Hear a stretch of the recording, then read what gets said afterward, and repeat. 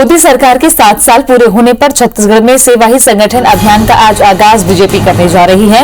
जनता के बीच बीजेपी के नेता पहुंचेंगे। कोरोना को लेकर जागरूकता अभियान चलाया जाएगा। मोदी सरकार के 7 साल होने पर कांग्रेस प्रेस कॉन्फ्रेंस करेगी। आज राजीव भवन में आज दोपहर 12 बजे प्रेस कॉन्फ्रेंस होगी। मंत्री रविंद्र चौबे समेत 5 मंत्री इस प्रेस कॉन्फ्रेंस में शामिल होंगे और मोदी सरकार के बारे में बातचीत करेंगे, आरोप जाहिर तौर पर लगाएंगे। मोदी सरकार के 7 साल पूरे हो चुके हैं और मन की बात में इस बात का जिक्र भी प्रधानमंत्री ने किया था। बीजेपी इसे सेवा ही संगठन के तौर पर मना रही है। इस अभियान के तहत कोरोना के प्रति लोगों को जागरूक करने के लिए बीजेपी जनता के बीच जाएगी, तो दूसरी तरफ कांग्रेस प्रेस कॉन्फ्रेंस करके छत्तीसगढ़ में मोदी सरकार के 7 साल की नाकामी गिनाएगी। केंद्र में मोदी सरकार के 7 साल पूरे होने पर छत्तीसगढ़ के कैबिनेट मंत्री अमरजीत भगत ने इसे देश के इतिहास की सबसे विफल सरकार करार दिया है। उन्होंने कहा कि मोदी सरकार ने 7 साल में देश को केवल नुकसान पहुंचाया है। नोटबंदी, जीएसटी, रेलवे, एयरपोर्ट, समुद्री पोर्ट का निजीकरण करके सरकार ने निजी कंपनियों को फायदा पहुंचाया और रोजगार के मौके खत्म किए। आपदा नियंत्रण में भी सरकार पूरी तरह विफल रही है। मोदी सरकार का most failure government of India अभी तक का हिस्ट्री में सबसे ज्यादा अगर कोई फेलियर गवर्नमेंट रहा तो मोदी जी का रहा। केवल नुकसान इस देश को पहुंचाने के अलावा कुछ काम नहीं किए हैं, चाहे नोटबंदी हो, जीएसटी हो, लोगों का रोजगार का अवसर को समाप्त करने का काम किए हैं। आपदा में भी नियंत्रण पाने में अपने देश के नागरिकों को उपचार, दवाई व्यवस्था देने में नाकाम रहे हैं।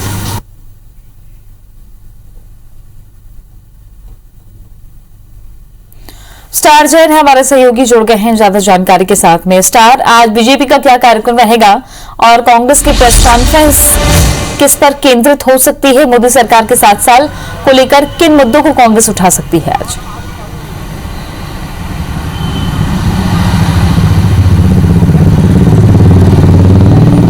देखिए, केंद्र के मोदी सरकार के लगभग 7 साल पूरे हो रहे हैं। उनका ये दूसरा कार्यकाल है सरकार का और उस लिहाज से 7 साल पूरे हो रहे हैं। इसको लेकर भारतीय जनता पार्टी जहाँ पूरे प्रदेश में सेवा ही संगठन थीम के आधार पर अलग अलग आयोजन किए हैं। 2 दिन से ये आयोजन चल रहा है, जिसके तहत रक्तदान शिविर का आयोजन किया गया, सेवा रथ का शुभारंभ किया गया, जो अलग अलग जगह जाके कार्यकर्ताओं के माध्यम से आम जनता की सेवाएँ करेंगी। इस तरीके से बहुत सारे कार्यक्रम भारतीय जनता पार्टी के संगठन के तौर पर रखे गए हैं। युवा कार्यकर्ता युवा मोर्चा के द्वारा रखा गया है।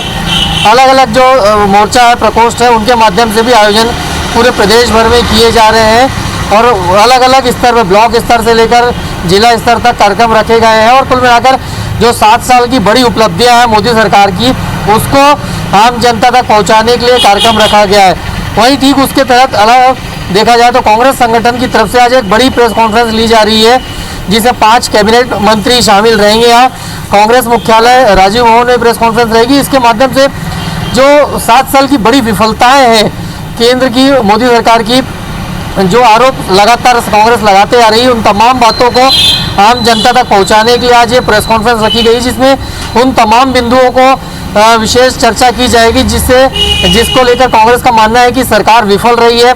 चाहे वो नोटबंदी की बात हो, जीएसटी की बात हो, हाल में कोरोना आपदा में नियंत्रण की बात हो, ऐसे तमाम बड़े मुद्दों को लेकर आज प्रेस कॉन्फ्रेंस होगी। और ऐसा माना जा रहा है कि बड़े आरोप जो कांग्रेस लगाते आ रही है, उन्हीं पर इसमें चर्चा होगी। तो कुल मिलाकर देखा जाए तो 7 साल केंद्र की जो सरकार है मौजूदा उसको हो रहे हैं, उसमें भाजपा के अपने आयोजन है तो कांग्रेस अपने स्तर पर इसका विरोध कर रही है। शुक्रिया आपका स्टार जानकारी के लिए। कैबिनेट मंत्री अमरजीत भगत ने इसे देश के इतिहास की सबसे विफल सरकार करार दिया। उन्होंने कहा कि मोदी सरकार ने 7 साल में देश को केवल नुकसान पहुंचाया। नोटबंदी, जीएसटी, रेलवे, एयरपोर्ट, समुद्री पोर्ट का निजीकरण करके मोदी सरकार ने निजी कंपनियों को फायदा पहुंचाया और रोजगार के मौके खत्म कर दिए। आपदा नियंत्रण में भी सरकार पूरी तरीके से फेल रही। मोदी सरकार का most failure government of India अभी तक का हिस्ट्री में सबसे ज्यादा अगर कोई फेलियर गवर्नमेंट रहा तो मोदी जी का रहा। केवल नुकसान इस देश को पहुंचाने के अलावा कुछ काम नहीं किए हैं, चाहे नोटबंदी हो, जीएसटी हो, लोगों का रोजगार का अवसर को समाप्त करने का काम किए हैं। आपदा में भी नियंत्रण पाने में अपने देश के नागरिकों को उपचार, दवाई, व्यवस्था देने में नाकाम रहे हैं।